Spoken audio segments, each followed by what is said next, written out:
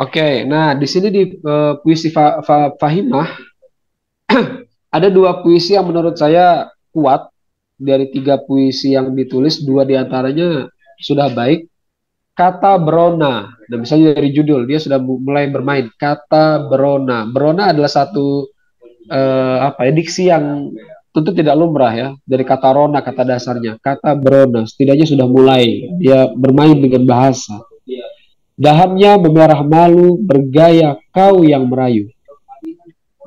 Kalau dari struktur tentu saja ini sudah harusnya kau bergaya, misalnya subjek predikat objek. Ini Fahimah secara tidak langsung dia sudah mulai bermain bahasa. Bergaya kau yang merayu, delima merekahkan bibirnya, bergaya kau meminangnya. Itu indah sekali. Jadi tidak dengan bahasa kau bergaya, harusnya kan kau bergaya meminangnya, kau bergaya yang merayu, tapi tidak. Ini ada proses di situ ya, di mana Faima mempertimbangkan bahwa ungkapan ini lebih puitis, lebih estetik, lebih enak didengarnya ketimbang ungkapan yang lazimnya. Sehingga proses defamiliarisasi itu sudah berhasil di sini yang Faimah lakukan. Lalu berikutnya hutan jatuh merenyut. Nah, nanti teman-teman rujuk kamus. Apa kata dasar renyut ini? Memamerkan rona sejuk, merenggut bau rumput, membisukan hiruk pikuk. Pikuk hati tak kunjung reda, menimang pancaran mata, memacu diri, mengalahkan jeda. Padanya meminta mesra, indah sekali. Padanya ya jelas merujuk pada ilah, pada Tuhan ya, bahwa puisi ini lebih cenderung pada batin ya. Eh, Penulisnya ingin ingin menyampaikan keresahannya dengan cara seperti ini. Dan ini sudah cukup berhasil untuk ditinggal di beberapa bagian saja nanti kawan-kawan.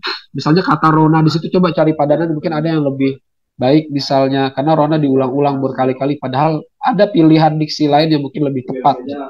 Membunuh Rona serta kawannya dan seterusnya. Ini yang satu, kemudian puisi yang paling bawah Pak.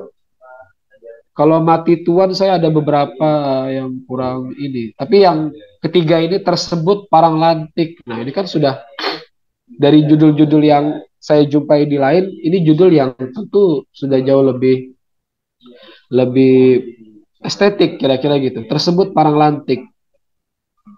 Saya sudah bisa membayangkan dari judulnya ingin mendeskripsikan tentang apa parang, kira-kira begitu, ingin menceritakan tentang parang. Mengkilap beradu cahaya, merona beradu darah, menggoda beradu netra, menawan beradu asa. Si lantik mulai berkias, membelah nadi menebas emas. Bunyinya ketemu, ada, menyanjung nama tuah, menuai sabitan ruah. Tetapi saya terganggu dengan diksi merona, karena diulang. Nah ini kan kreativitas diksi sendiri untuk memperkaya, teman-teman tentu banyak harus membaca. Padahal ada kata lain selain merona itu apa misalnya. Nah ini butuh kamus karena memang sebagai pemula nanti kawan-kawan mesti banyak berinteraksi dengan kamus ya. Kenapa tidak? Misalnya ya, kalau misalnya saya boleh sedikit menggugat misalnya, kenapa tidak menggunakan hal lain? Misalnya pukau kah misalnya? Misalnya selain merona ada memukau atau apa misalnya? Menakjubkan, me apa. Coba cari nanti padanan itu ya. Nanti teman-teman bisa menyandingkannya dan kemudian rupanya ada yang lebih cocok. Saya kerap ngasih contoh misalnya dengan diksi eh, apa ya, setelah itu ya, teman-teman dalam mempertimbangkan kata setelah itu yang sudah lumrah, tapi teman-teman bisa menggunakan kata selepas, seusai misalnya. Sehingga nuansa puitiknya keluar apa yang disebut sebagai lisente puitika itu ya. Kalau menuliskan dengan diksi setelah, orang masih masih apa ya, masih ya banyak kata setelah itu dalam keseharian. Tapi kalau diungkapkan dengan kata seusai, selepas, kemudian apa lagi, dan ungkapan-ungkapan itu menjadi lebih terdengar puitik kira-kira begitu. Nah, jadi pertimbangan-pertimbangan diksi mesti teman-teman lakukan. Tetapi yang menjadi catatan saya secara diksi dia sudah mulai, Faima sudah mulai beragam. Tetapi secara majas saya nyaris tidak menjumpai metafor yang kuat. Silantik menari gempita ini personif. Itu pun kata gempita saya terganggu dengan kata gempita itu ya. Menari dengan apa? Coba bayangkan menari. Lagi-lagi coba proses mengalaminya tadi. menari itu dengan padanan apa? Misalnya kira-kira lebih tepat. Kalau gempita terlalu terlalu lumrah. Menggoda, kata menggoda itu sebetulnya kata yang saya hindari kalau saya pribadi. Tapi di sini juga nggak membantu apapun. Menggoda beradu netra. Netra di sini yang ingin dikatakan adalah mata ya sebetulnya ya. Jadi coba cari padanan seterusnya. Teman-teman bisa apa namanya?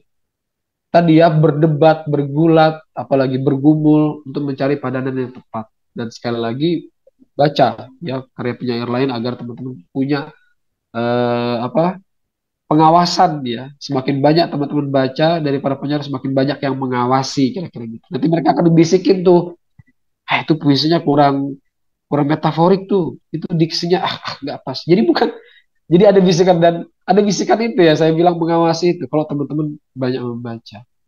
Kira-kira itu Pak, kalau secara singkat ya, apa namanya yang saya bisa nilai. Tapi setidaknya itu jauh lebih lebih baik ya secara bentuk dan secara isi. Tinggal teman-teman nanti saling berdiskusi, cari bahan lain agar teman-teman bisa apa namanya menciptakan dan syukur-syukur ya saya menunggu kabar ada yang dimuat nanti ya misalnya saya nggak tahu sekarang di Banjarmasin puisi di mana ya.